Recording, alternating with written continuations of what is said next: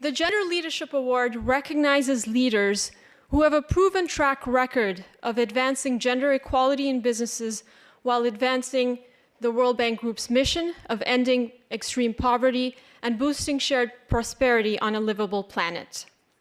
Today, just 49% of women aged 15 and older participate in the global labor force, and just a third of women are owners of formal businesses worldwide.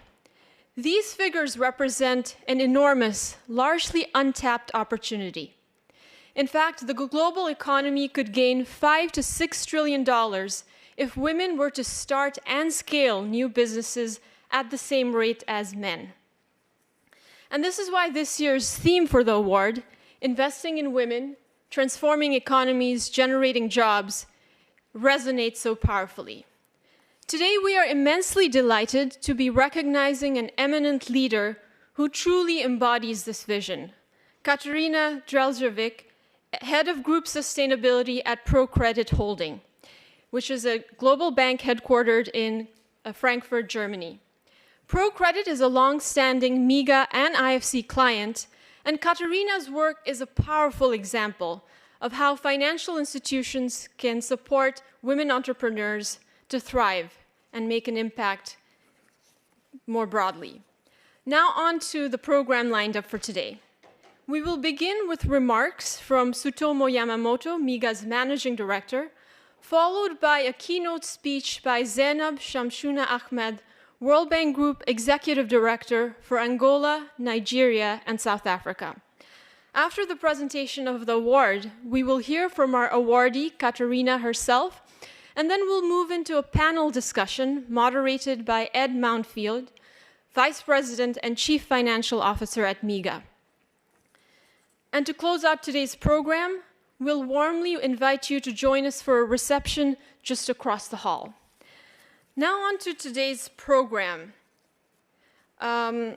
Before we begin, just a quick housekeeping note. We are streaming live on World Bank Live, so a warm welcome once again to all our online participants. If you'd like to tweet or share something about the event, we encourage you to do so by using the hashtag #AccelerateEquality. We also have our in-house gender expert, Satsuki Nagajima, who is available to answer your questions in real time on World Bank Live. And with that, it is now my great pleasure to invite Tsutomu Yamamoto, MIGA's Managing Director, to the stage. Tsutomu, the floor is yours.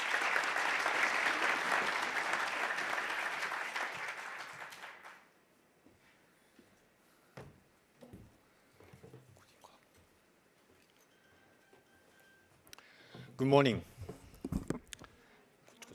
Good morning, everyone. On behalf of MIGA and World Bank Group Guarantee Platform, welcome and thank you for joining us for the 11th Annual Gender Leadership Award. This is my first time hosting this event as MIGA's Managing Director. And I have to say, it is a privilege, not only in the spirit of International Women's Day, which we marked last week, but because of what this award represents. For 11 years, MIGA has used this event to say clearly and publicly that gender equality is not a marginal concern. It is central to our development mission and ensuring prospects for all. Why does gender equality matter to the World Bank Group? I think the answer comes down to 3 C's. First, constraints.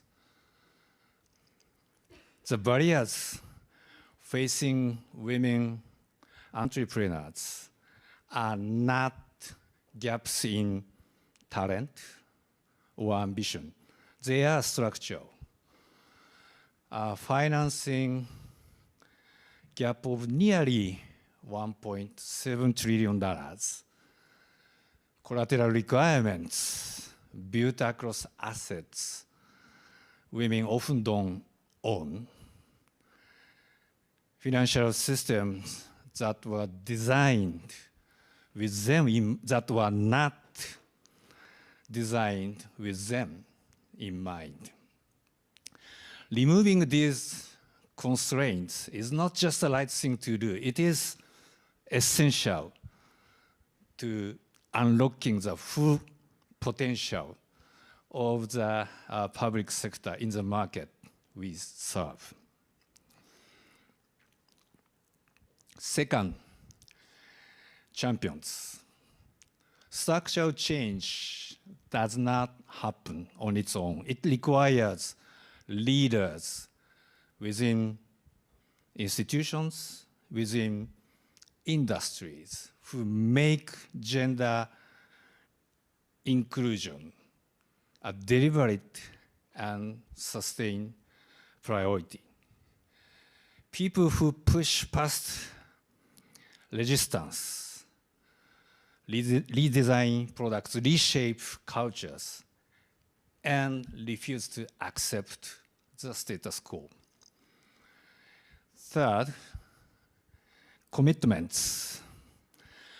Real progress requires staying the course across markets, across years, across partnerships. The World Bank Group cannot do this alone. It takes a shared commitment between guarantee providers, financial institutions, and any other private sector actors, between multilateral banks as a whole, and their clients who put these values into practice every day. This year's awardee, Katarina Zdraljevic of ProCredit Holdings, addresses each of the three C's. Through her leadership, ProCredit has worked to dismantle the constraints that block women entrepreneurs from accessing financing, directing 20% of its loan disbursements to female entrepreneurs, designing products that remove collateral barriers. She is champion, leading by example, building inclusive institutions from the inside, creating a workforce where women lead at every level.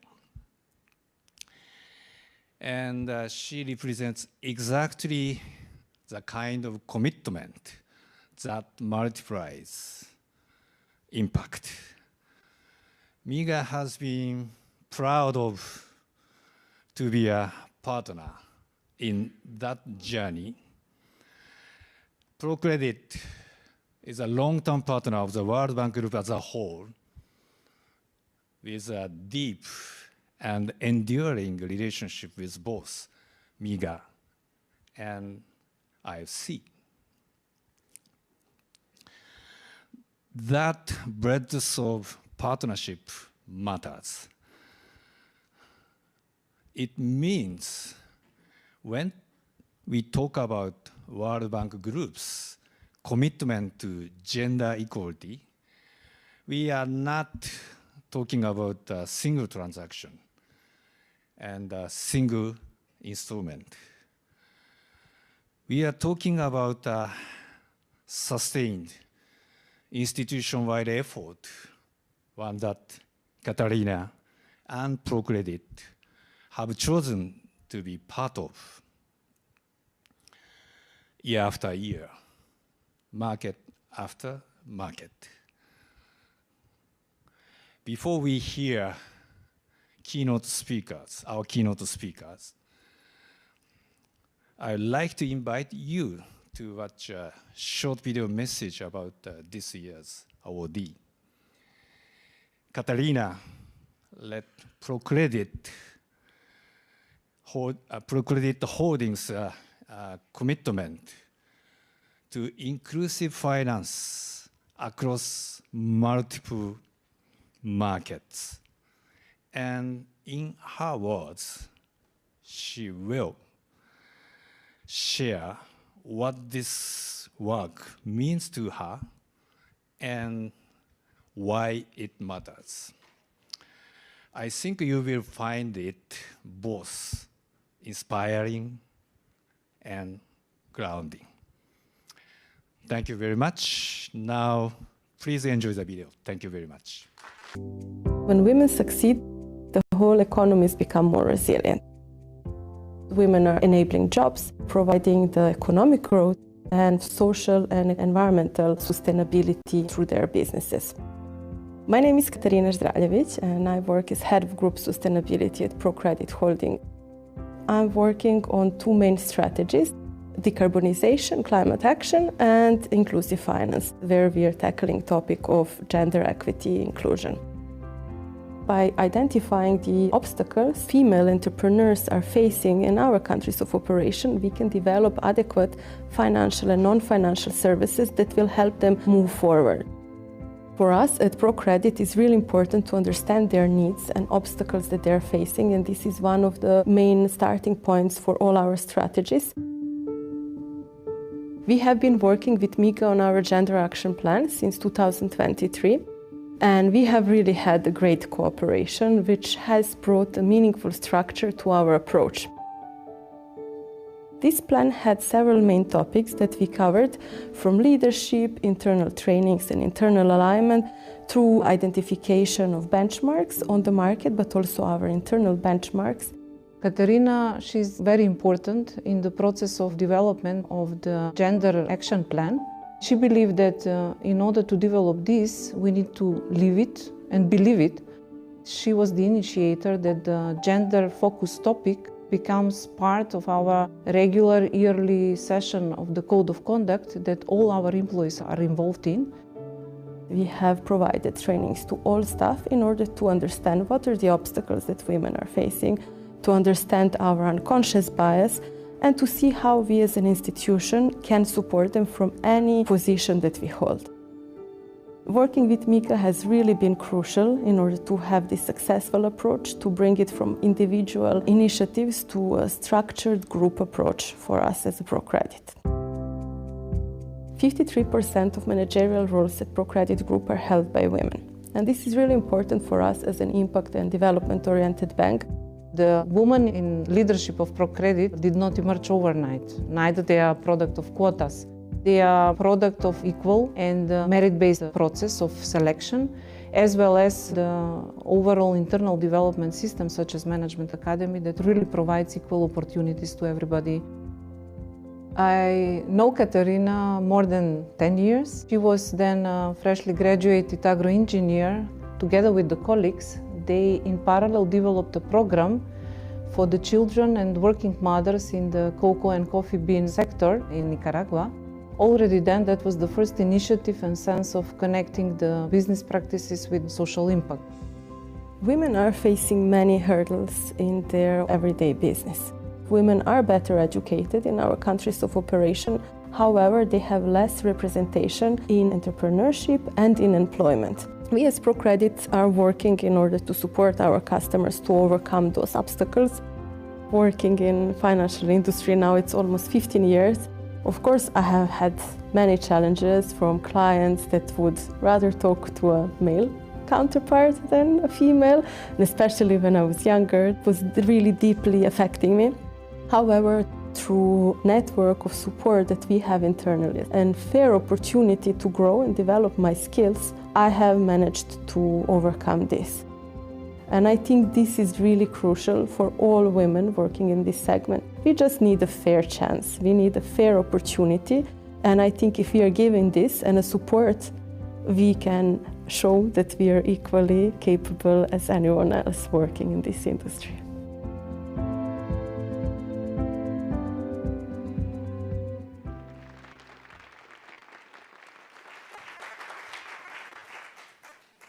Thank you, Sutomo, for your inspiring remarks. And Katarina, what a fascinating video that was. Congratulations once again, and thank you for inspiring us with your amazing work.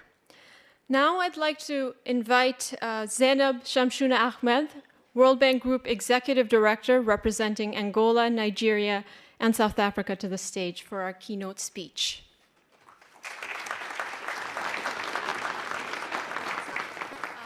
Also, just a quick note, following Zainab's remarks, we will have Sutomo present the Gender Leadership Award to Katarina.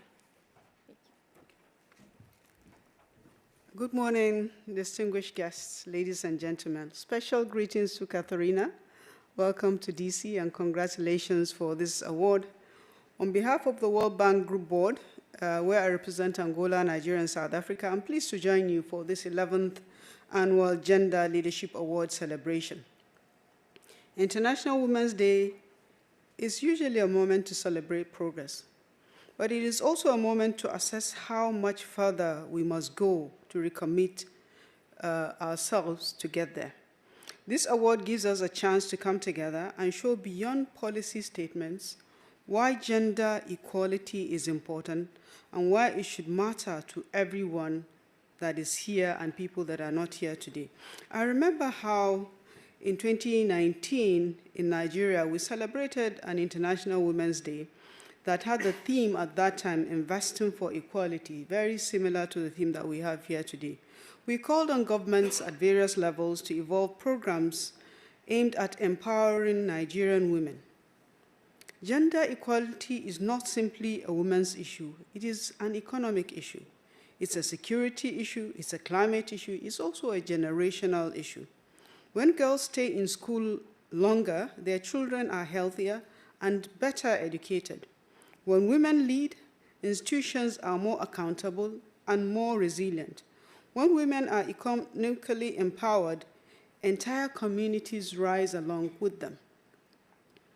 As the World Bank Group estimated this year, closing the gender gap could increase global GDP by as much as 20%. Looking further ahead, the UN Women projects that accelerating progress on gender equality could generate a cumulative $342 trillion, which will be a great boost to the global economy by the year 2050. Women also are peacemakers. Women are, when women participate in peace negotiations, agreements are 35% more likely to be reached than when they don't. And when they are reached, they are more likely to last. Women are also investors in the future. When women control family budgets, scarce resources are often directed to the children's health as well as education. Women are climate dependents, and I see Catherine is one strong one, because every increase in gender equality strengthens a country's capacity to adapt to climate change. Women, in short, are the single greatest unutilized resource in the global development toolkit.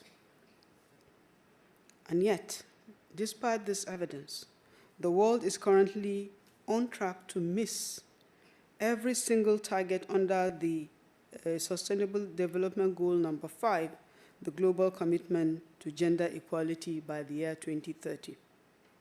Across Africa, women face several challenges. We still face laws and customs that prevent us from owning land, accessing credit, or making basic decisions about economic lives. According to OECD estimates, these barriers suppress Africa's GDP by as much as 7.5% every year. Closing this gap could add $1 trillion to Africa's GDP by the year 2043 and lift 80 million people out of extreme poverty. But there is also a powerful story of progress. During my tenure as Minister of Finance in Nigeria, we noted that Nigeria must have a stronger and more inclusive economy. It is crucial that we take a long-term and strategic approach to ensuring that women are economically empowered. We therefore prioritize gender-responsive budgeting and comprehensive gender mainstreaming in fiscal policy and public financial management to address some of the constraints that were identified. We advance gender lenses in national budgets, assess the gender responsiveness of fiscal interventions, including stimulus packages during the COVID-19 and other times that we had to use stimulus packages, and also supported targeted programs to expand access to financing and capacity building for women-owned MSME businesses. We set up some programs, one of which that we call the Government Enterprise and Empowerment Program, as well as an MSME Survival Fund, an initiative that was targeted at MSME growth and protection, especially during the COVID. And a large proportion of the MSMEs are actually owned by women. Sub-Saharan Africa has the highest rate of female entrepreneurship activity in the world today. About 26% of women are starting or running businesses. Women account for a significant share of Africa's agricultural labor, even though they own only 12% of the land. Women's financial account ownership has more than doubled since 2011, reaching 52% by 2024, largely driven by mobile money, a revolution that has really taken strong grounds in the African continent. And women's representation in parliament across sub-Saharan Africa has been improving, albeit very slow, especially in my country, Nigeria. We particularly also advocated for women in leadership positions, both in government as well as in the private sector. The ambition exists across the African continent and also other regions of the world. In every market and every community, there are women ready to lead, ready to build, and ready to transform. All they require is an opportunity to do so. The evidence is clear. What truly makes a difference in leadership is the willingness to act. That is precisely what we are recognizing today. Katarina Zdraljevic has helped build an institution where gender inclusion isn't an add-on. It's a core principle. Her work shows that when financial institutions commit to serving women, business performance does not suffer. It actually improves. And this award today is to acknowledge Katarina's personal commitment to this agenda, as well as to her company, ProCredit, for being an exemplary lending institution that has placed a premium on equality. It is my privilege to congratulate Katarina for this year's award, winner of the Gender Leadership Award, and to invite her to the podium. And I also, before she makes her remarks, I also want to ask Sutomo to also join me in the podium so that the commemorative gifts can be presented to Katarina. Sutomo, Katarina.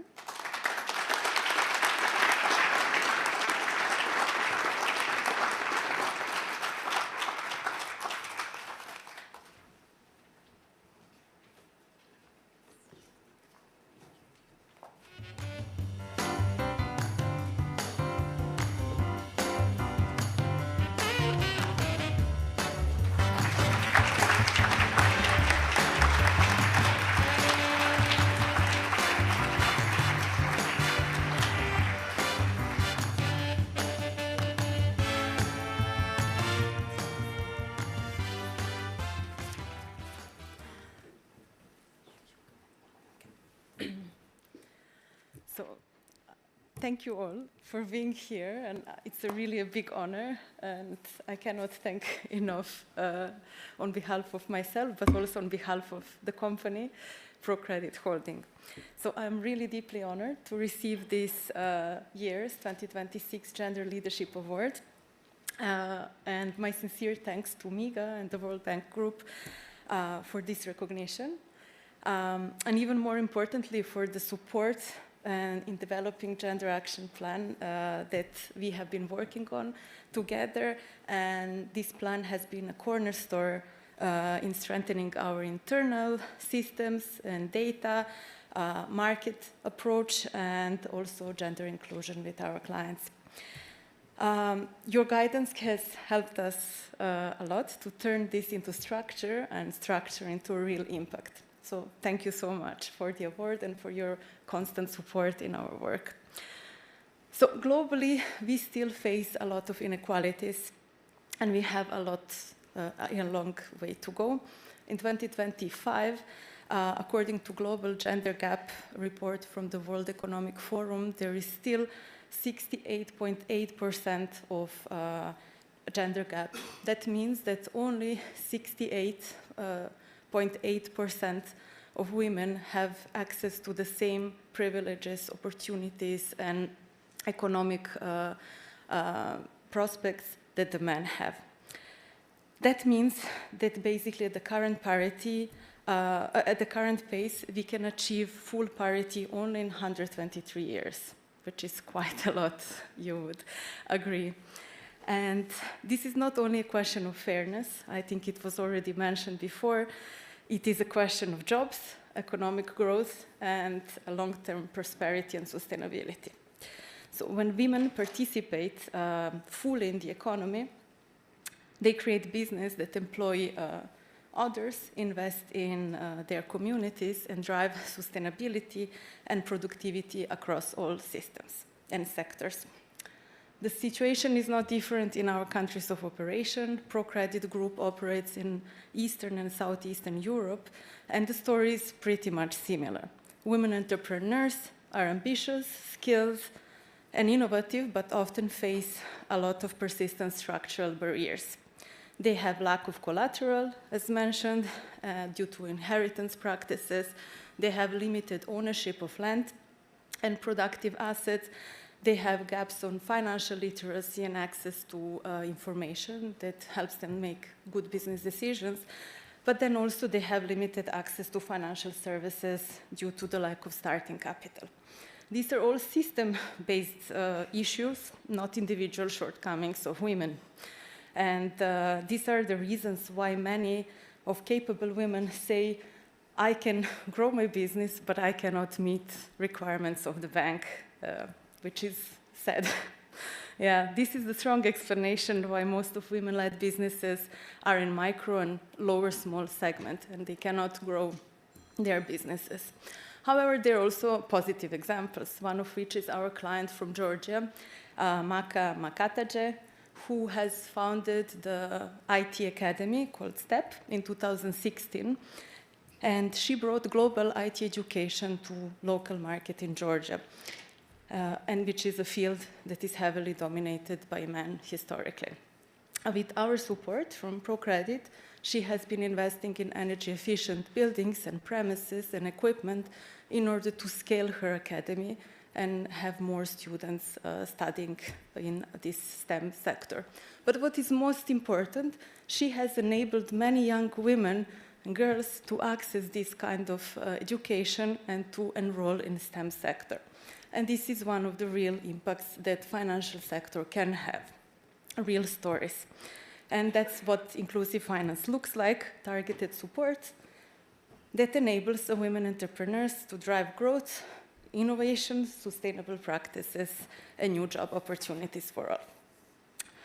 Now, this is not a lone story and unique story. We are working across all countries to reach more inclusion and support more customers.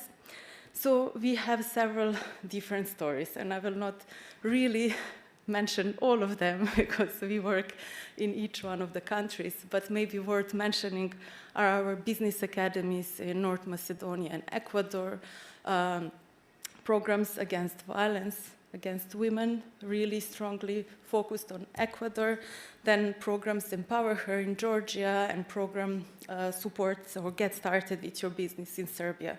These are just some of the programs that we are working on consistently in different countries in order to support women. And each one of those initiatives has been a product of our Gender Action Plan, which was developed with strong support from MIGA and which gave us a lot of frameworks to act systematically and consistently throughout the group. Generally, the financial industry is uniquely positioned to remove many barriers that women face, but how exactly we can do it? Yeah? So we can remove collateral barriers, which was already mentioned, and focus more on cash-based models for lending. Then we can recognize informal income and different business cycles that different businesses have.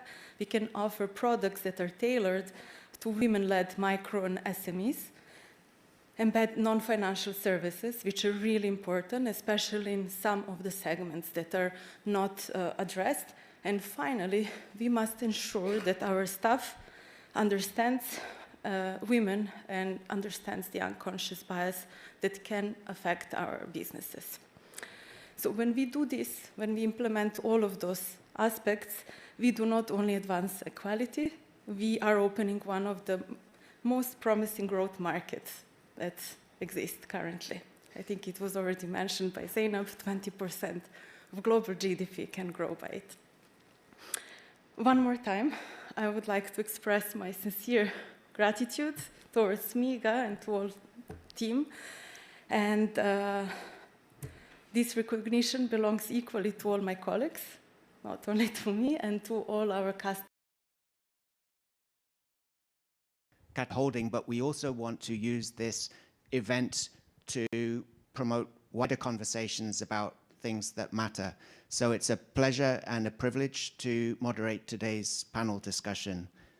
Let me briefly set the stage. Today's panel is titled From Financial Inclusion to Job Creation, What Works, What's Missing, and What's Next.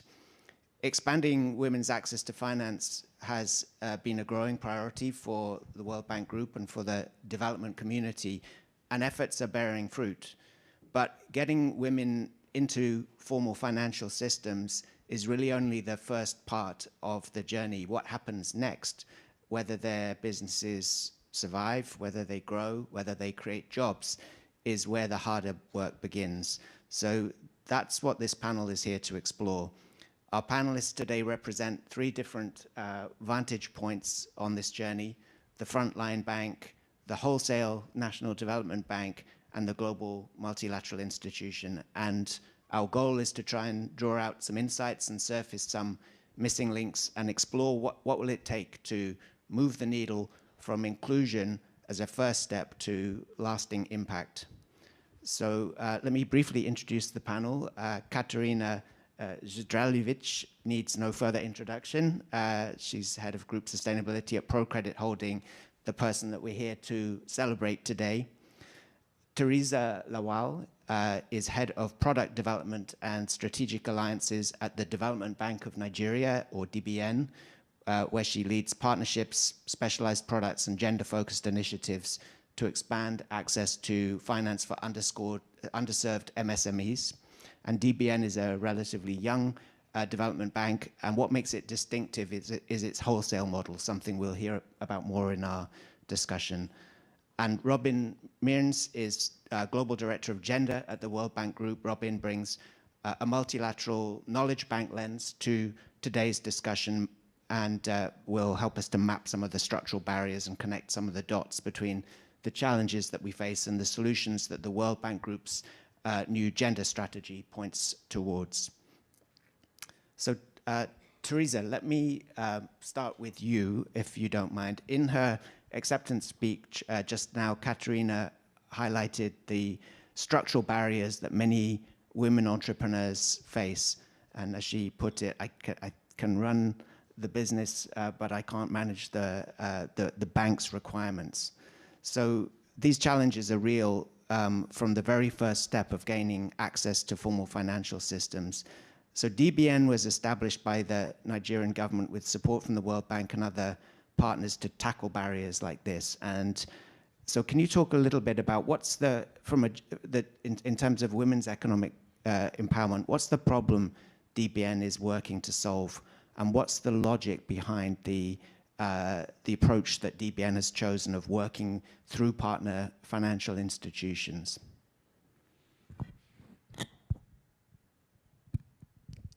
Thank you. So DBN was set up really to support MSMEs by bridging the financing gaps. But we particularly focus on the underserved segments, of which the women are.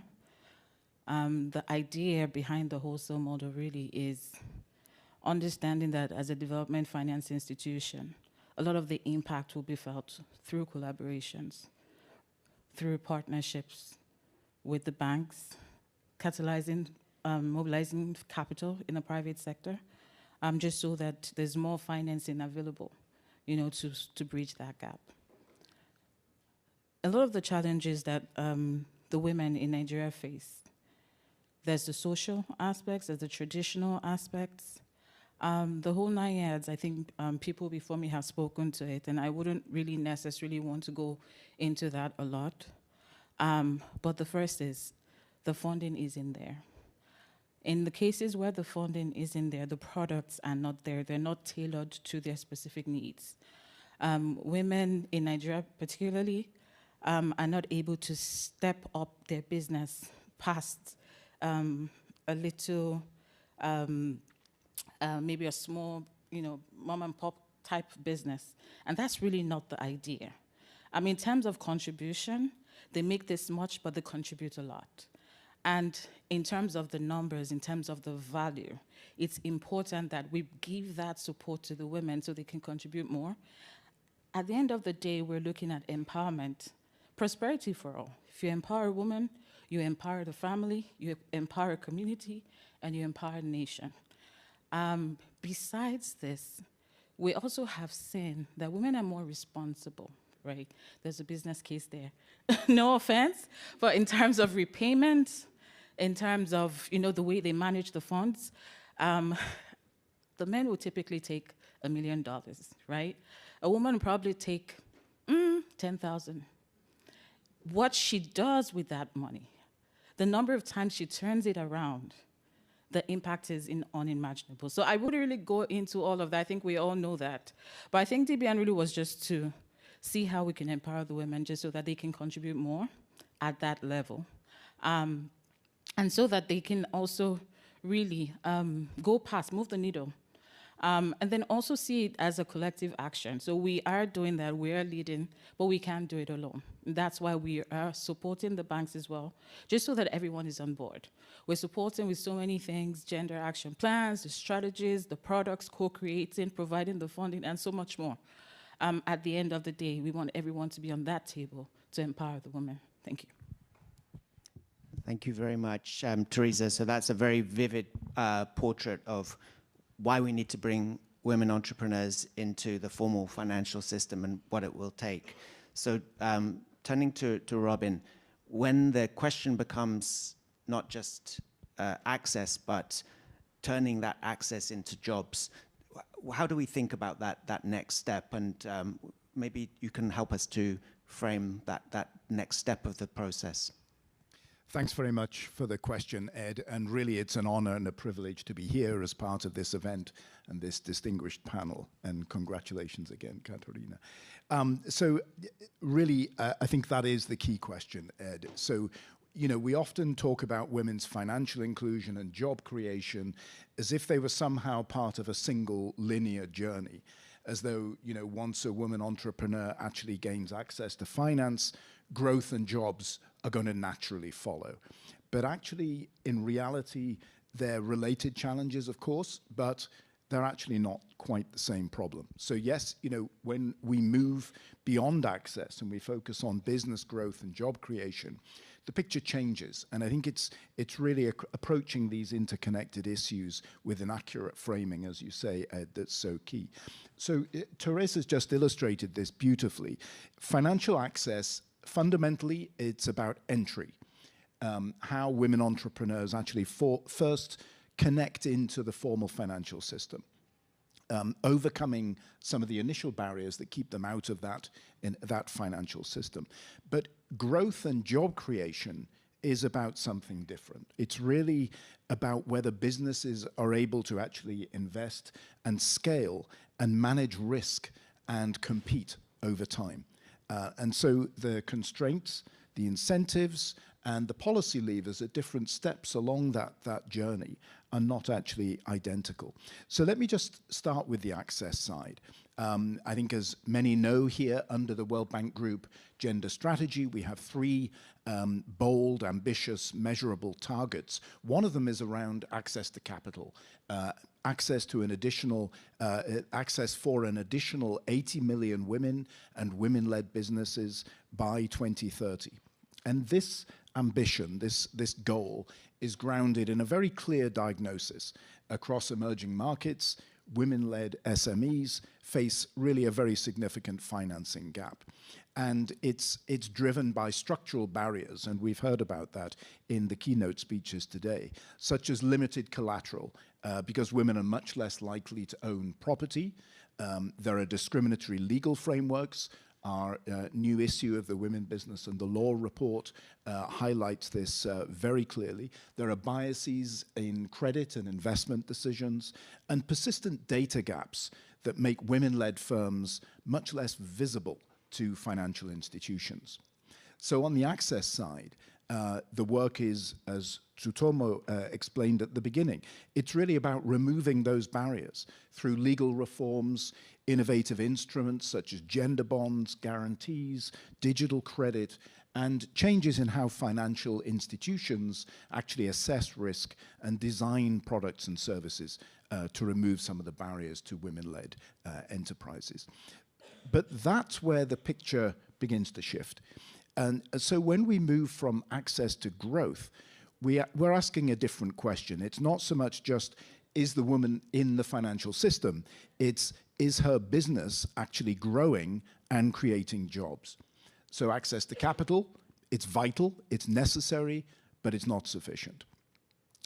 Now, women-led businesses also face a whole bundle of constraints, not just a single constraint. There are gaps in human capital, management experience. Women may have smaller, less business-oriented networks, limited market information, perhaps concentration in lower productivity sectors, and there's the persistent double burden of unpaid care work that's laid on top of all of that. Women globally spend 3 times as much time as men do on unpaid care work, and that directly limits the time and the energy that they can devote into scaling their businesses.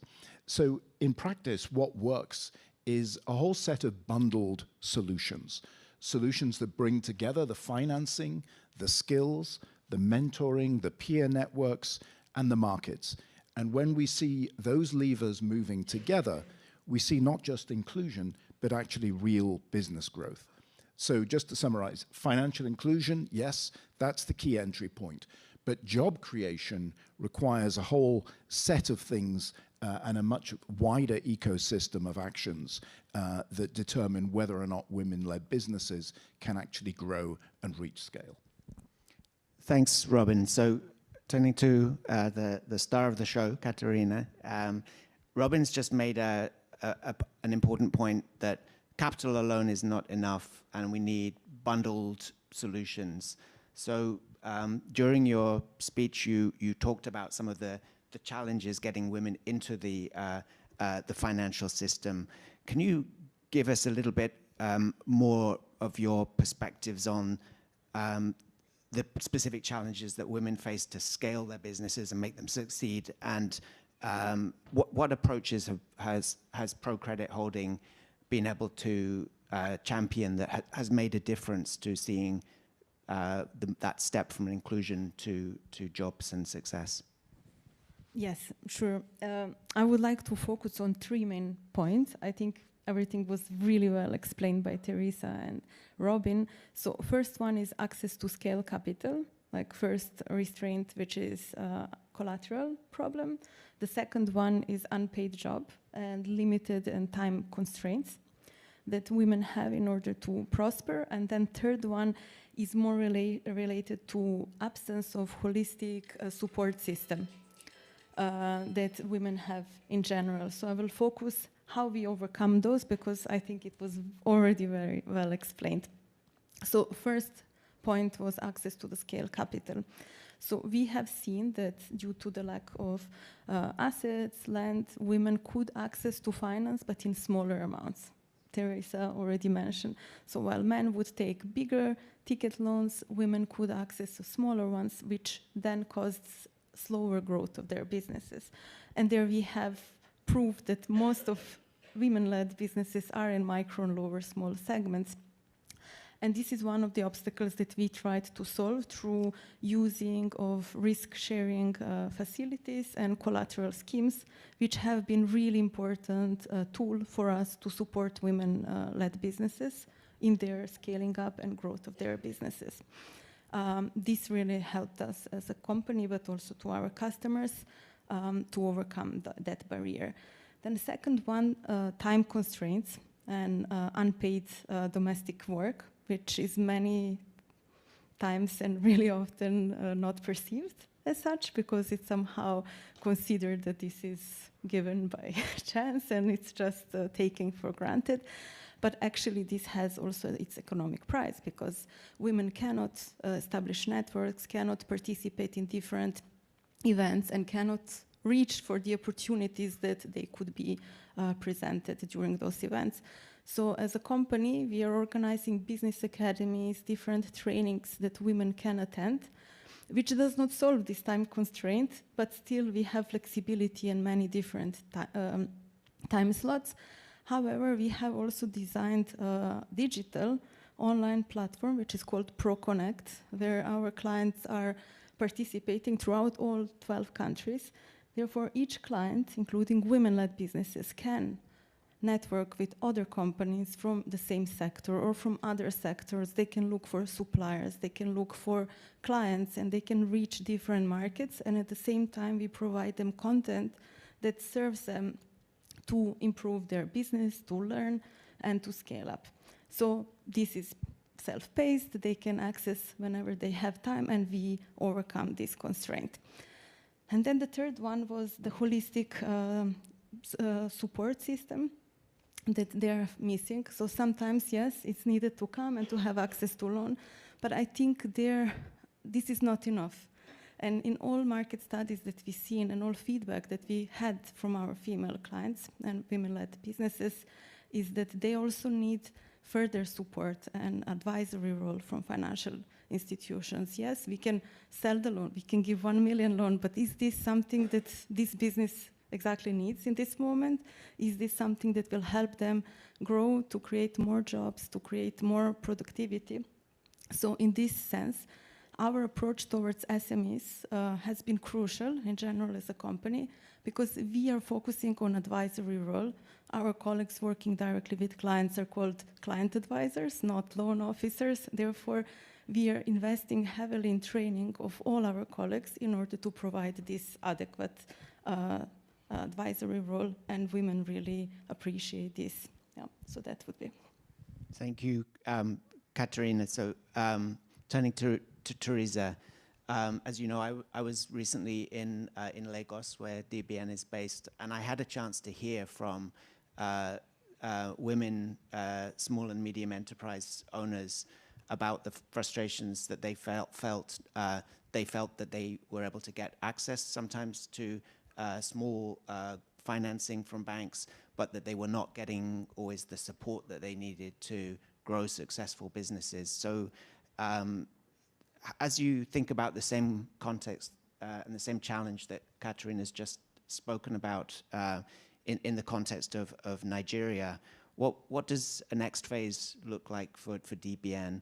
How are you thinking about helping to scale the support to women to allow their businesses to grow and thrive? Okay, thank you for that question. So just to give a bit of a background, just to back up a bit. So for DBN, I think in terms of the funding that has been deployed in the private market, it's circa about $1 billion. Out of that, we've been intentional about deploying funding to women. And I'm proud to say about 77% of that has gone to women in terms of count. In terms of volume, we are looking to move the needle a bit further. I'll speak to that also. So there's the funding that has been provided, but it's a whole ecosystem support through our wholly owned subsidiary as well, where collateral constraints are, the major issue. The guarantee company kicks in, to provide risk-sharing guarantees to support lending to women. Where typically for the MSM is about 60% coverage, for women, we've upped this to 75%. So it's a whopping 75%, so they really don't have that much of a challenge. We also have catalyzed what we call our National Collateral Registry. So that's, leveraging on collateral. We call them movable assets, and that's also trying to be creative about the other things that we can take from women, so that banks can actually begin to look at alternative instruments to support women outside of the traditional, what's the property do you have, what assets do you have? So they're more innovative about thinking about this. Moving out of that, we realized, so we're doing a lot of support in terms of technical assistance, capacity building, working both on the demand side and on the supply side. On the demand side is really helping bankability of the women. We found, however, that a lot of women have received training, so both in classroom, both online. We have an app similar to this called the BZ app. So they have, the tools there. So you have all of these tools, but many of them really aren't able to access formal credit to grow.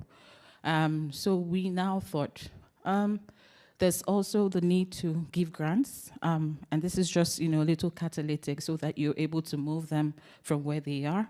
They're able to build capital, they're able to grow their business, and then they're now in that space where the banks begin to see them, and then they can provide them with the formal credit that they require.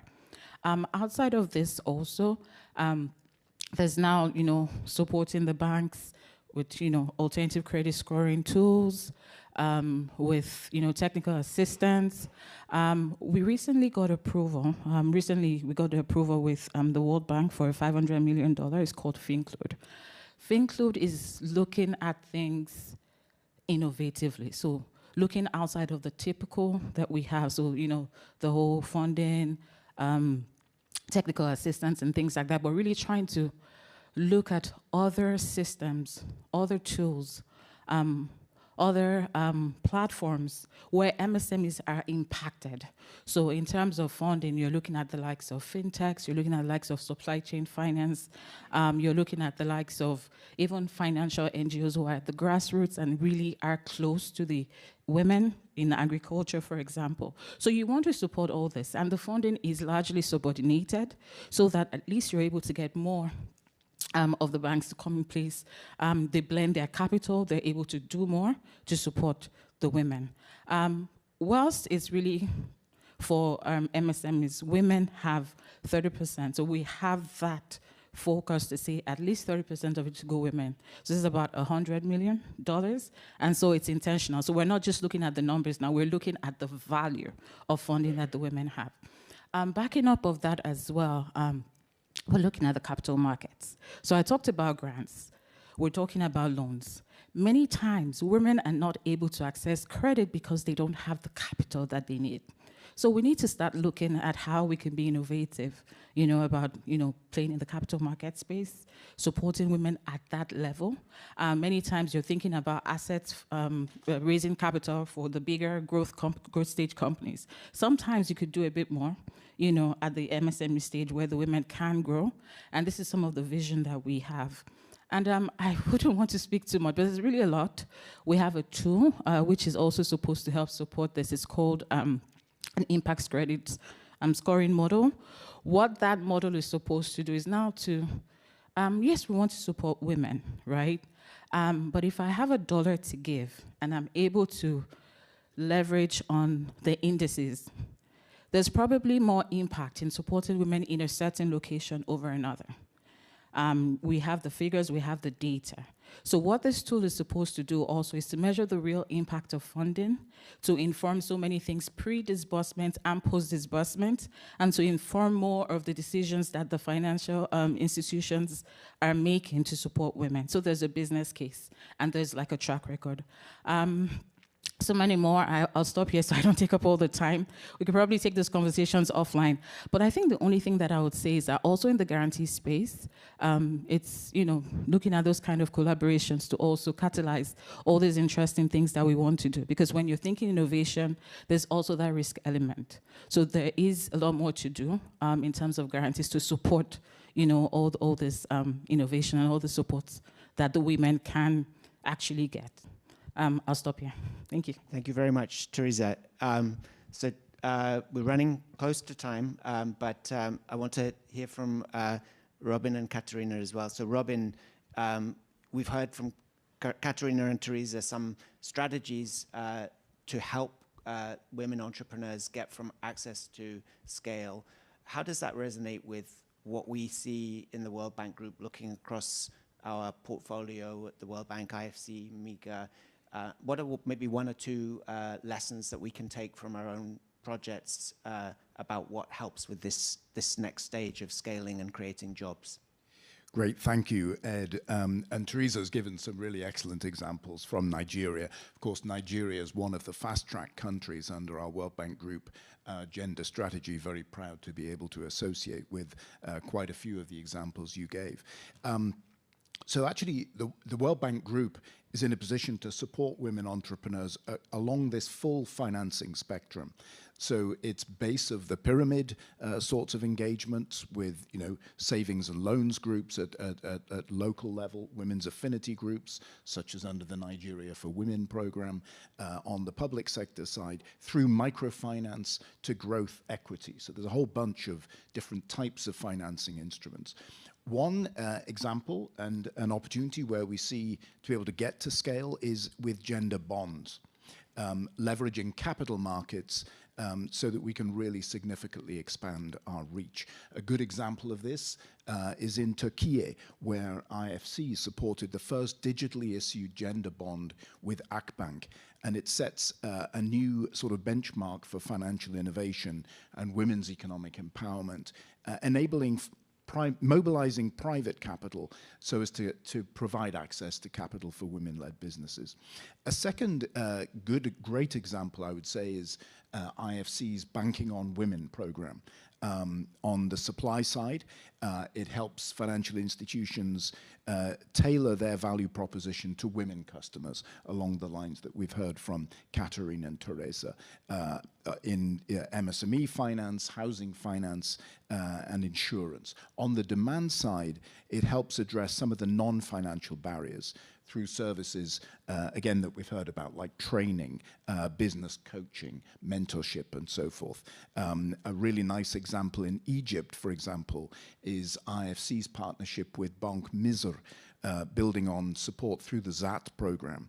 And this is really combining access to finance with the advice, the mentorship to help women entrepreneurs grow and scale. And then I think a final example, there are many that we could give, and I know we're short of time. A final example is IFC's Sourcing to Equal program, which is going beyond access to capital. It's also about access to markets, enabling women-led businesses to take part in corporate value chains and supply chains.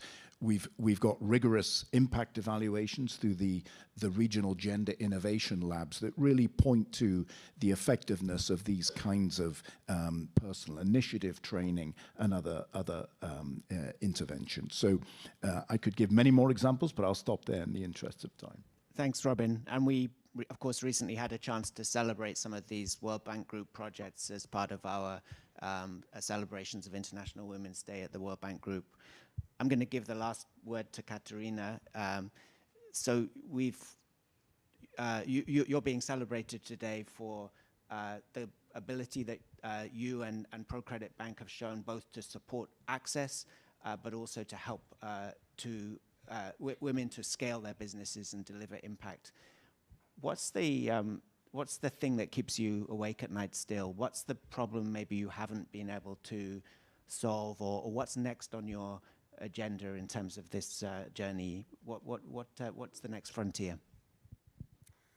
Okay, I think the first aspect to mention here is that there are many systemic barriers, as we can hear, and this is something that one institution cannot solve on their own. So I think this is one point that I must say, and the partnerships are the most relevant here, that we must work together between different financial institutions on local and on global level, cooperation with IFIs, DFIs, but then also different local and global associations. For example, we are members of 2X Global, Financial Alliance for Women, UN Women, and this cooperation and joint action is something really important, and we still need to focus on that because systemic barriers are bigger than us as an institution. So that would be one. The second one is the missing middle. So we have on one side micro companies where really important aspect is access to finance and how to onboard them in financial inclusion. Then we have other companies that are already there, SMEs, but we have this middle, which is lower small or very small, as we call it. And there, I think that they need a bit more than just financial services. They need more advisory, they need mentorship. And this is where trainings and capacity building is really important for the financial industry. And I think we still need to work on this. Financial industry as whole, and we as ProCredit constantly, we do invest a lot in trainings, but this never stops and it has to be reinforced. And the third aspect is the data, which we have not mentioned, but is the big elephant in the room. There is not enough good quality data, and this is not isolated topic for us at ProCredit. I think it's something really that affects all financial institutions. There are many different initiatives, such as V-Finance Code in many of the countries of operation where V-Finance Code has been started. We joined, we work on improving the quality of the data, but this is one of the aspects that we really need to work still continuously, although we have made significant progress, but we are not there yet. So that would be in short term. Thank you very much, Katarina, and also Teresa and Robin. I think we've had a very rich discussion. We've heard that getting access to finance is a very important first step, but it's vitally important that we go beyond. We don't just tick the box of inclusion, but we help the businesses to succeed and to thrive and to scale and to create jobs, and that to achieve that, we need to bundle support and we need to think about financing that is packaged with other forms of support and advice and capacity building. We need to tackle unconscious biases, and we also need to work in partnership. So I think some very important takeaways, some very inspiring stories. Thank you again to our panelists, and please give them a big round of applause.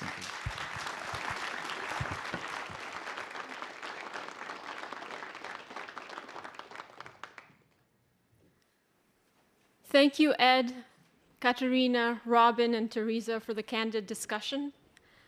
On that note, we conclude the formal part of our program, but for those of you here at the Preston Auditorium, our conversations will continue just across the hall, where a light reception awaits you. Please do stop by the photo booth and also try your luck at our gender data quiz. But before we close, I'd like to take a moment to recognize my fellow colleagues from this year's Gender Leadership Award Planning Committee. I'd like to ask my colleagues to join me on stage. Atsu Oguri, Berta Blasco Lazaro, Mattia Kopo, Samia Abdelmomen, Tomoy Nakano, and Rome Chavapricha. And a very special thank you to MIGA's gender team as well as communications colleagues who have been incredibly helpful and supportive throughout the planning of this event. Wishing you all a great day ahead and hope to see many of you across the hall for the reception. Thank you very much.